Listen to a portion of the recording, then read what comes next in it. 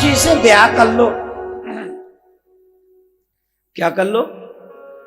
ब्याह। जब तक ब्याह नहीं करें तो तब तक काम ठीक नहीं लगता ना। शादी कर लो भगवान से और चकाचक रहो, फिर कोई टेंशन नहीं। मीरा वाली बात है, ऐसे बर को के बरो जो जन्मे और मर जाए, बरबर ये गोपाल जो तेरे चुड़लो अमर रह जाए। दुनिया का बर बन अगर आ गया जीवन में तो या तो वो तुम्हें पहले छोड़ देगा या तुम उसको छोड़ दोगे, चली जाओगी। लेकिन अगर कन्हैया बर बन जाए, कन्हैया दूल्हा बन जाए तो फिर सुहाग अमर हो जाता है मेरे प्यारे, हमेशा हमेशा के लिए। शादी से पहले सगाई होती है ना, जिसको आप टीका कह दो। दिल्ली में टीका कहते ने उन्नू, साड़ी कुड़ी दा टिक्का है। टिक्के पे ही फिक्स हो जाता है कि ये कौन सी गाड़ी चाहिए, ये भी फिक्स हो जाता है। जितनी भी बेटियां बैठी है ना यहाँ अनमैरिड, उन सबसे निवेदन, जब भी आपके आगे कोई दहेज मांगने वाला आए ना तो कसम से आंदोलन कर दो और मना कर दो। अपने डैडी जी से कह दो ये निकम्मा आदमी मुझे नहीं चाहिए, जो खुद भी अपने ऊपर जैसे कॉन्फिडेंस ना हो कि ये पेट भर सकता है, मैं इसके साथ नहीं रह सकती कसम से।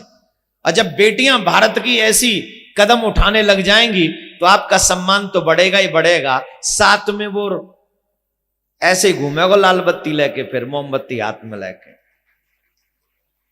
वहां को ना हरो ब्याह आप कभी भी, क्योंकि उसे ये पूरे समाज में पता चल जाएगा ना इसे रिजेक्ट क्यों किया है। क्यों रिजेक्ट किया है? बोले दहेज मांग रहा था। अब होगी ना उसकी बदनामी। ये कदम, ये हिम्मत बहन बेटियों को करनी चाहिए। और जब भी आपके घर वाले मना करें तो एक बार मुझे कॉल कर लेना, मैं देखना।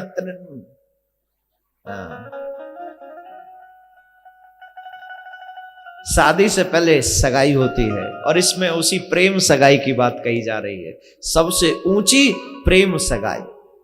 ठाकुर जी से तुम अपना संबंध प्रेम के साथ स्थापित करो। और उसी क्रम में, अब महाभारत का प्रसंग सुनाने लग जाएंगे, बहुत समय लगेगा, लेकिन उसी क्रम में एक और प्रसंग है, सुदामा चरित्र। थोड़ा ध्यान से।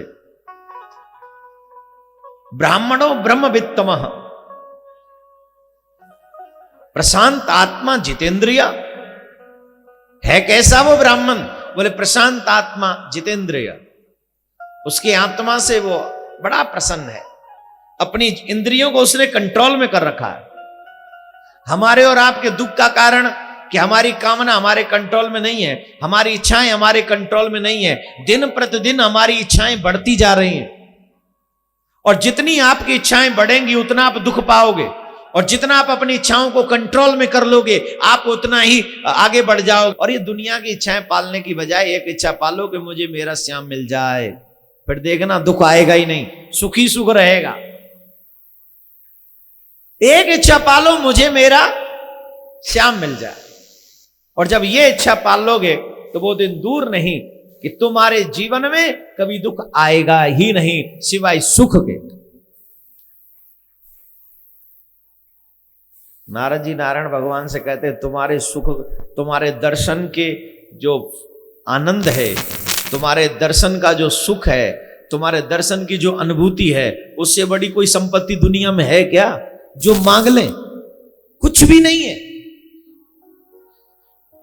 भगवान के दर्शन का जो लाभ है, जो आनंद है, जो सुख है, वो दुनिया में सबसे श्रेष्ठ है, उससे श्रेष्ठ कुछ नहीं। आप दौलत कमा सकते हो मेहनत से, भगवान को पा सकते हो।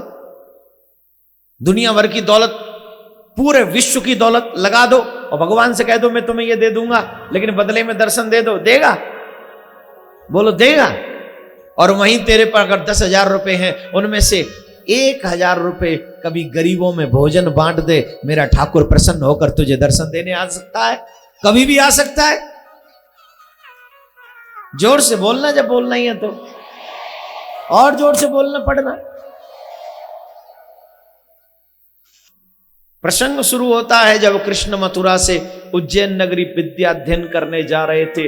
उज्जैन नगरी जब जा रहे थे तो रथ में सवार थे श्री कृष्ण, विद्या अध्ययन करने के लिए जा रहे थे। मार्ग में सुदामा की आवाज सुनाई पड़ी कृष्ण को। सुदामा नंगे पैर सांदीपन गुरु जी के यहां विद्या अध्ययन करने जा रहे थे।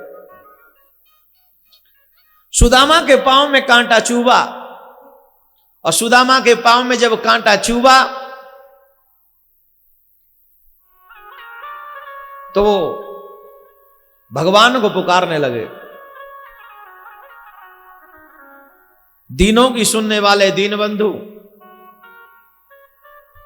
करुणा सिंधु भक्त वत्सल, दया निधान, अकारण करुणा वरुणालय, तुम बिन कौन मेरी संपत्ति विपत्ति का निवारण कर सकता है, कृपा करो।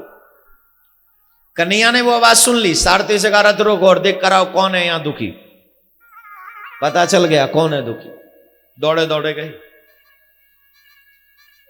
और सारथी ने बताया कि एक ब्राह्मण बालक है।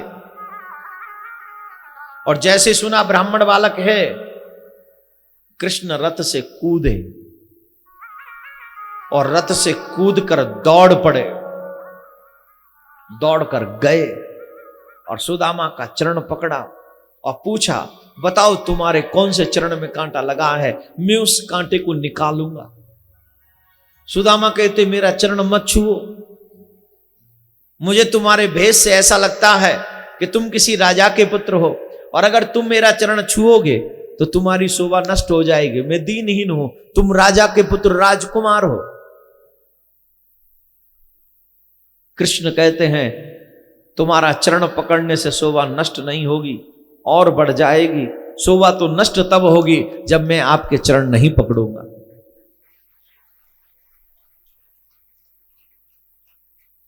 याद रखिए मेरे भाई बहन, ब्राह्मण के, साधु के, भक्त के चरण पकड़ने से शोभा बढ़ती है। और साहब यहां के लोग तो बड़े अच्छे हैं, इत्थे तो पैरी पेना कर देने महाराज, इत्थे चरण नहीं पकड़ देने, की कर देने। और पैरी पेना भी बड़े गजब का स्टाइल का ऐसा, वाह टू ग्रेट, वाह ब्यूटीफुल, जवाब नहीं।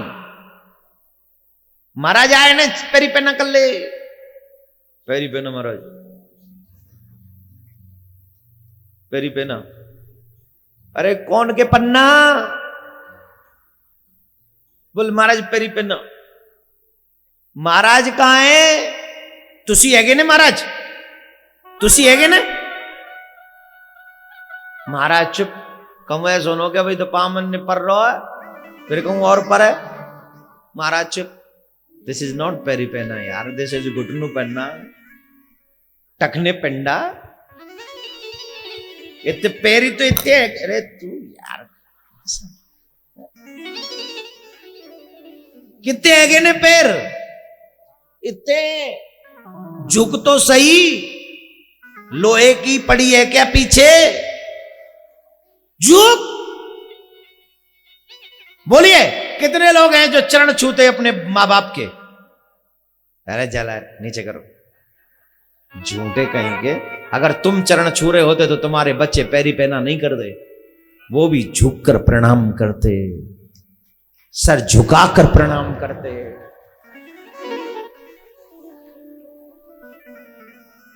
ऐसे करना अच्छी बात नहीं, अगर तुझे ऐसे ही करना है उससे बेटर है कि ऐसे कर दे। ऐसे करने से क्या है, पता लगे कोई कोई महाराज डर जाए, ऐसे हाथ ला रहा, क्या भाई माफ कर। ऐसे अगर तुझे झुकने में शर्म आती है तो ऐसे हाथ जोड़कर सर झुका के प्रणाम कर दे। कई लोग हैं, महाराज लोग हैं जो चरण नहीं छुपाते हैं, उनके चरण छूने भी नहीं चाहिए। अगर वो मना कर दे तो नहीं छूने चाहिए, फिर दूर से ही प्रणाम करना चाहिए। कई लोग बड़े जिद्दी होते, पीछे पड़ो, मैंने पैरी पे न करना, रुक जा।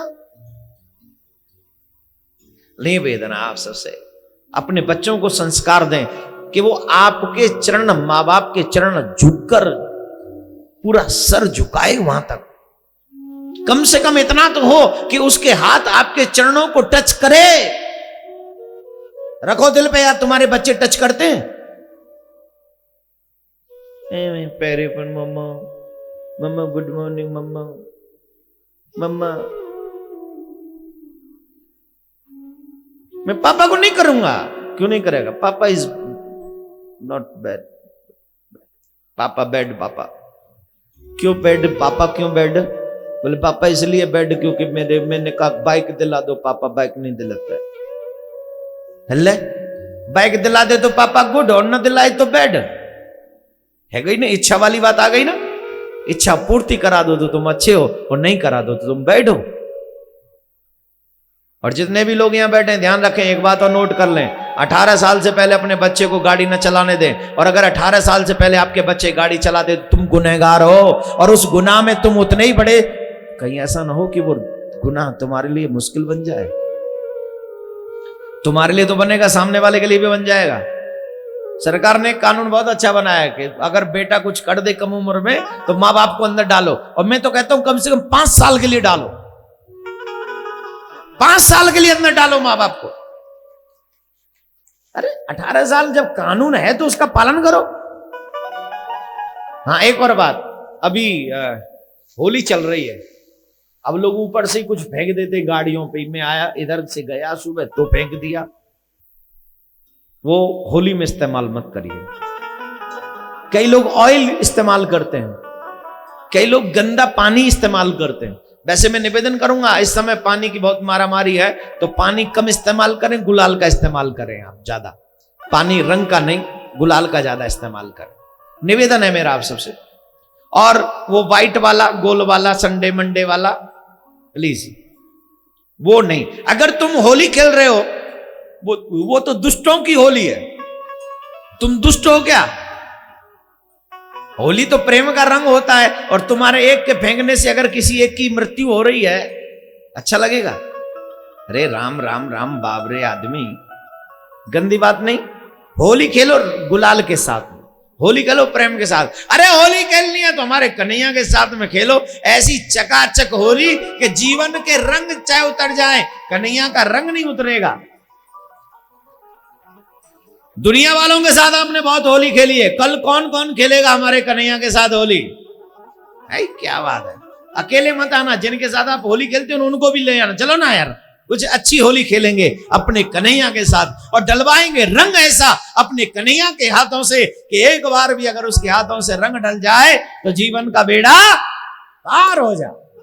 निवेदन है आप सबसे, अपने इष्ट मित्र जिनके भी साथ आपको होली खेलने में आनंद आता है, सासू माँ को छोड़ के,